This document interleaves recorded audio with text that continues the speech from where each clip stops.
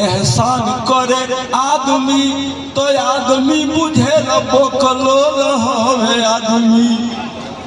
आदमी के काम जब जानवर करे लागल तो जानवर के काम काहे करे लागल आदमी। आ गुंजन परिंदा बन उड़ल मोहाल भई जब से दरिंदा है बने लागल आदमी। अब एगो